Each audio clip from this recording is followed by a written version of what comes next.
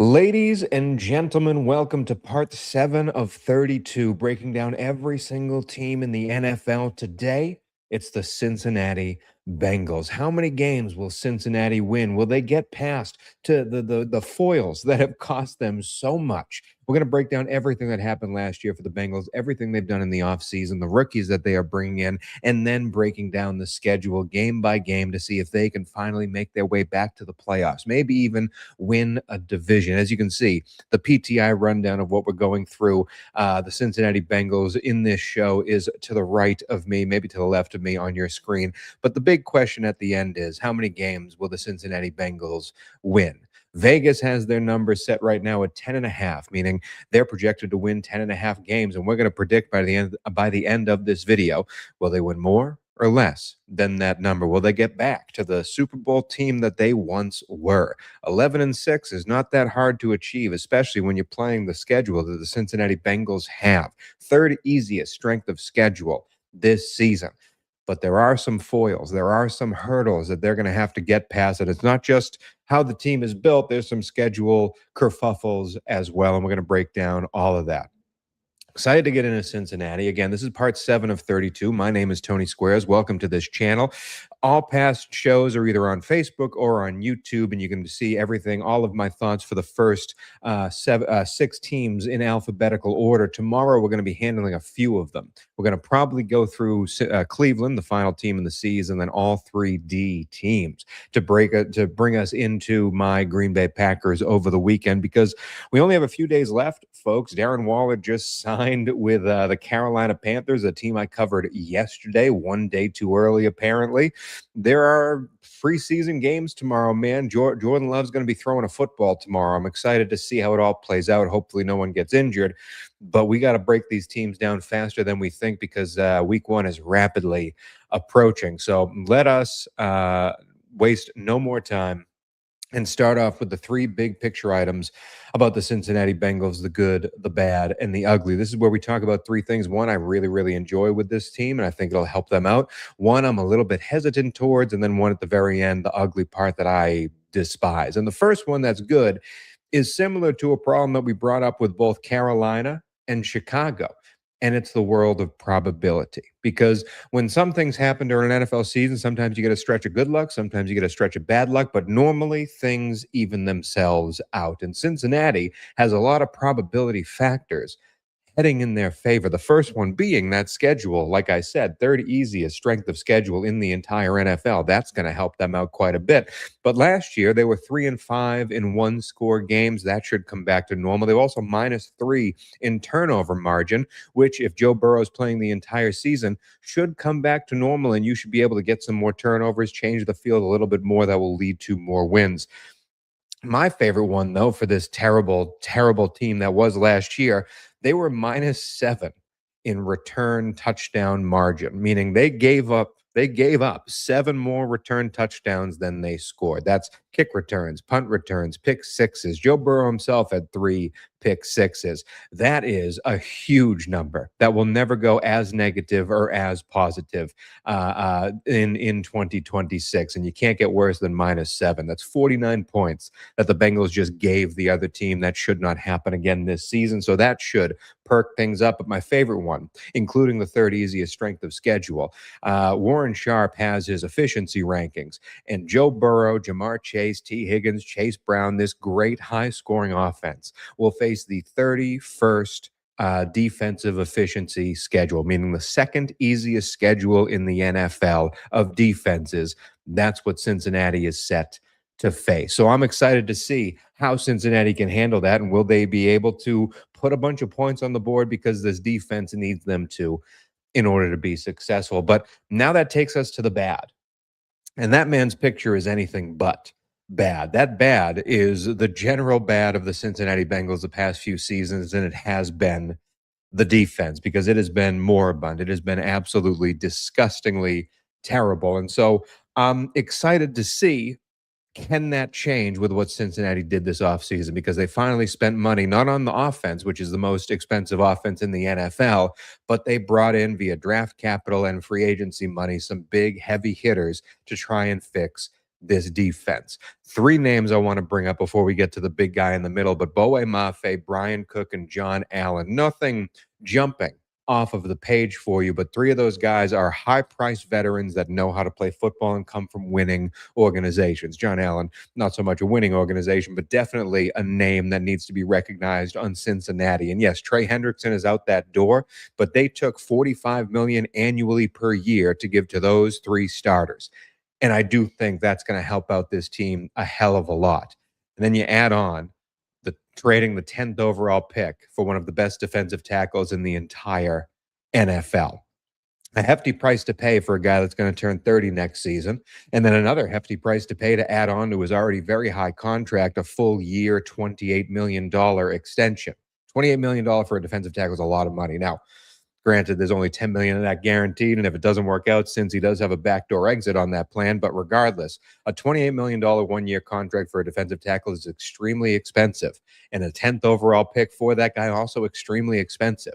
Add on the $45 million per year for paying for those other three guys. They threw money at the problem of their defense, which was a huge problem, and it should hopefully work out, because if you're an NBA fan, you know the name Nikola Jokic. And you also know how good Nikola Jokic is because of the advanced stats when it comes to Nikola, particularly his on-off numbers. This is why Jaylen Brown, formerly of my beloved Boston Celtics, was not appreciated at all in the NBA, because when he was off the court, the Celtics actually performed better. Nikola Jokic, the exact opposite. When Nikola Jokic is on the court, Denver Nuggets are the best team in the world.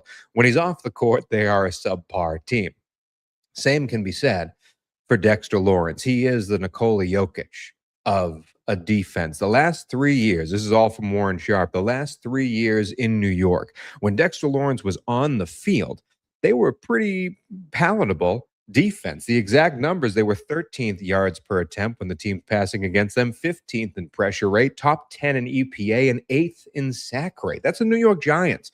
Mind you, not a team that's known for being good at defense at all. So all those numbers when Dexter's on the field are 15 or higher. When Dexter was off the field for those same 3 seasons, that same New York Giants defense was 32nd in yards per attempt. They were 31st in pressure rate, 30th in EPA, and 30th in sack rate. So again, that's the worst defense in the world when Dexter's off the floor. When he's on the floor, they're top 15, top 10 in all those statistics. So can he bring that change to Cincinnati with the other additions that they made?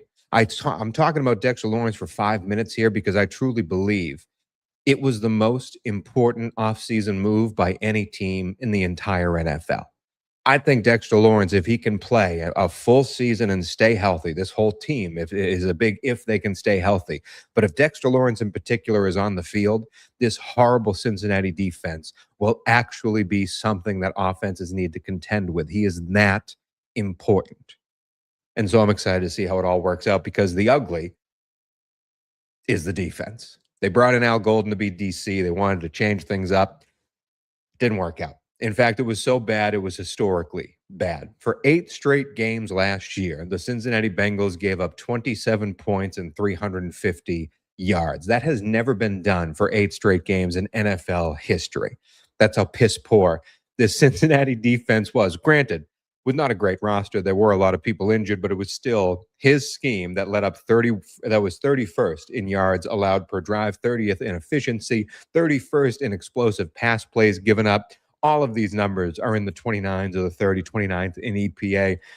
It was awful. And the worst part was not just the overall numbers, but it compounded upon itself. So when Trey Hendrickson is coming off the edge, he has a great sack rate, he has a great pressure rate. However, Cincinnati, with everyone else on the field, even Shamar Stewart, their first-round pick, nothing was coming together and working. And so it hurt other levels of the defense. For instance, Cincinnati was 31st in the league in getting pressure in under 2.5 seconds. 2.5 seconds being the natural time for a play to develop in the NFL. Cincinnati pressured the quarterback at the 31st best rate in under 2.5 seconds, which led to the offense giving up 20. They were 29th in the league in yards per attempt when there was no pressure on the quarterback. So when Cincinnati cannot get pressure on the ball, The defensive backs are on an island for far too long, and they give up big plays because of it, which led them again to the 31st explosive pass defense. It all compounds upon itself. And so if that should continue, then that 10.5 number, when you're playing the likes of Baltimore, when you have to play Buffalo, when you have to play all these great teams on your schedule, facing the AFC greats, that 10.5 number is going to be hard to hit. And it all matters if those guys can play up to the money that they gave them, and that probability does swing in Cincinnati's favor. That's enough about the three big topics: the good, the bad, and the ugly. It's time to grade this offense and then this defense as we go through the position groups. Mitch, thank you for watching. Burrow is his MVP lock of the season. Man, I do want to do a big show on my predicted awards to be handing out. And Burrow is up there, but in order to win MVP, as we know, you need to be a top seed in the NFL. I get it. Stafford won. What were they, the 5 seed last year? They still won a boatload of games. I'd be a little worried if Burrow was my MVP lock, because you would need Cincinnati to play that well in the regular season. And with 10.5 being that number, and we'll get to the odds later, the over is plus money right now. So Vegas does not expect a Burrow MVP season. But maybe let's start with the quarterbacks right there. Joe Burrow, Joe Flacco backing him up, and Josh Johnson still in the NFL. This is an A-plus quarterback room. The first A-plus I've given out in quarterbacks, because not only is Joe Burrow one of the best in the world, so is Josh Allen, so is Lamar Jackson. However, having Joe Flacco and Josh Johnson as the two quarterbacks behind him gives me no doubt in my mind, should Burrow go down with his yearly 3-week injury, Cincinnati does not lose a huge step going to their backup QB. Flacco, of course, not as good as Burrow, but one of the best backups in the league. So a fantastic start breaking down this offense. When you look at the wide receivers and the pass catchers in total, Jamar Chase and T. Higgins, probably the best 1-2 combination in the entirety of the league, next to Dallas, CD, and George Pickens. Now, they did draft Colby Young. They want to get a third wide receiver in there. They do run a lot of 11 personnel. And I have never been a Gesicki fan. They have Drew Sample. They have a bunch of players, Eric All on. Like, there's a bunch of players here that could be the tight end that Joe Burrow loves to see in the red zone. However, no one stands out, and they have not really focused on that position, neither in the draft nor in free agency. So I don't think Zach Taylor worries about it too much. But with Jamar Chase and T. Higgins on the field, doesn't matter who the other pass catchers are, this is at worst an A- pass catching unit. The running backs, I've never been a Chase Brown fan. I understand he's extremely high draft pick in the world of fantasy football. Don't love the world behind him, Samaje Perine Todd. Nothing jumps off the page when it comes to the running back position, and Chase Brown to me is not a game changer. So this is like a C- running back room to me. But maybe I'm a Chase Brown doubter. Maybe Chase Brown is much better than I assume. And then when you get to the offensive line, this is where Cincinnati really, really struggles. I believe they were 31st in pass block win rate last year. And you can see why, because no one here other than Amarius Mims is either a high draft pick or someone that they've pulled off the scrap heap from another team. They're hoping Dylan Fairchild lives up to that 3rd-round pick. They did spend a 4th-round pick and a 6th-round pick on the interior of the O-line, hoping that they can give Joe Burrow some love here. But we've seen Orlando Brown Jr., he's living off of Orlando Brown Sr.'s name, okay? He is not the left tackle to light the world on fire. Amarius Mims could grow into his huge size and frame and take that next step as he took a step in his 2nd year last season. Ted Karras on the interior at your center. Dalton Risner's already hurt. Like, there's not a lot of love in this offensive line. It's one of the worst O-lines in the league. I'm giving that a D. That's why Joe Burrow continues to get hurt. He continues to get hit. But if Joe Burrow can stay upright and sling it to these guys, then there's a chance of this offense. They don't even care what the O-line is. That scheme will win out. And I hope it's the truth, because I do love when Joe Burrow and the Cincinnati Bengals are on fire. However, offensive line will hold them from being the best of what they can be. And then we get to the new look defense, man.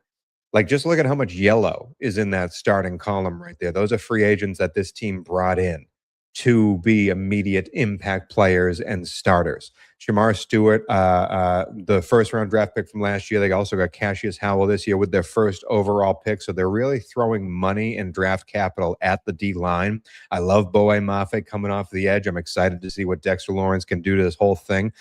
I really, to go from last year to this, It's the biggest improvement in the NFL, and I'm really excited to see how it all comes together. Can Al Golden get the best out of this unit? That I do not know. But as for the players here, I love it.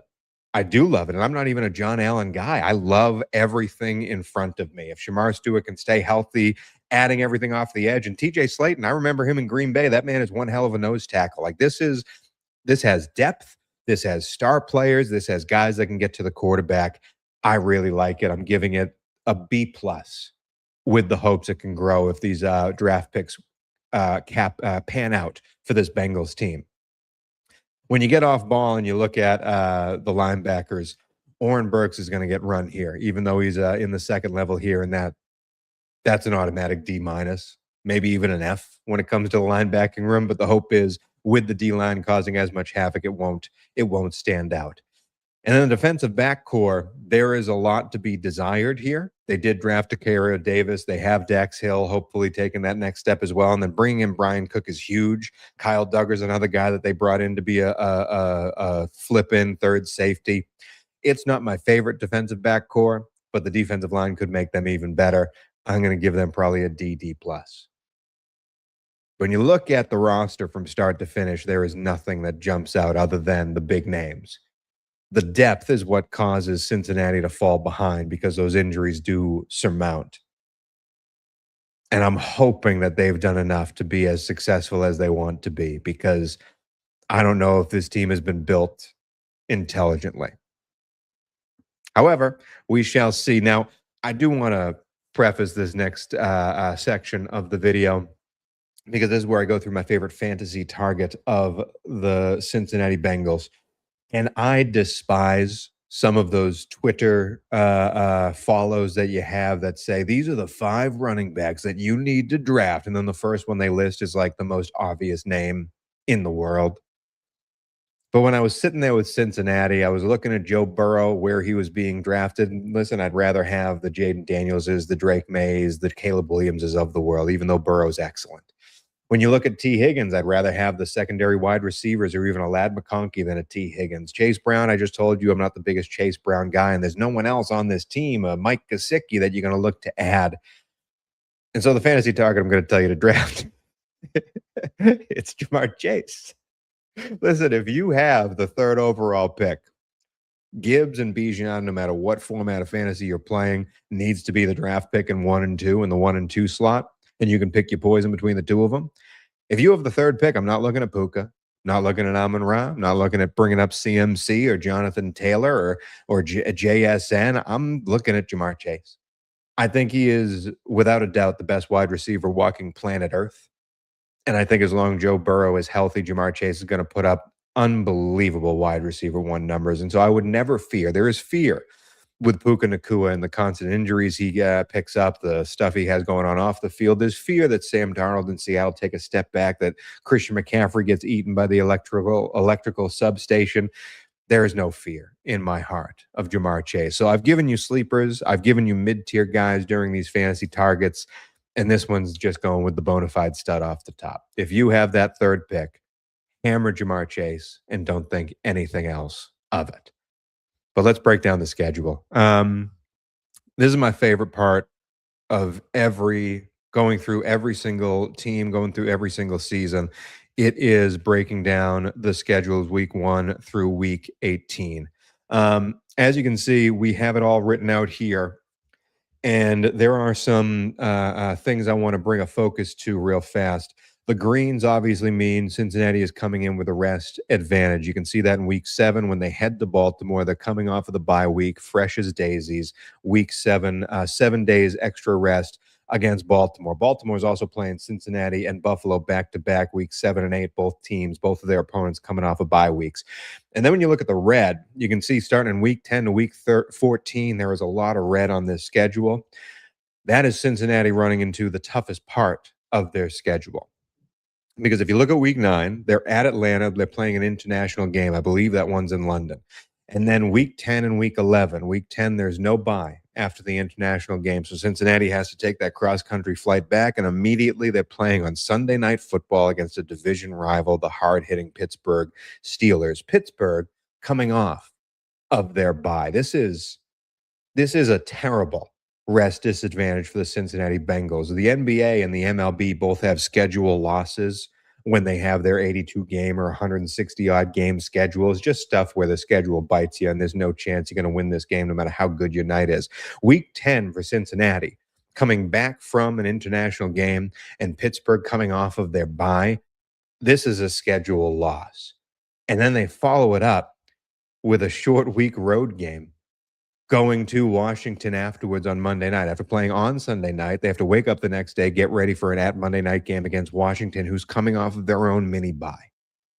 Weeks 10 and 11 is the most difficult stretch for Cincinnati, and should they survive it, they're going to be cruising past this 10.5 number.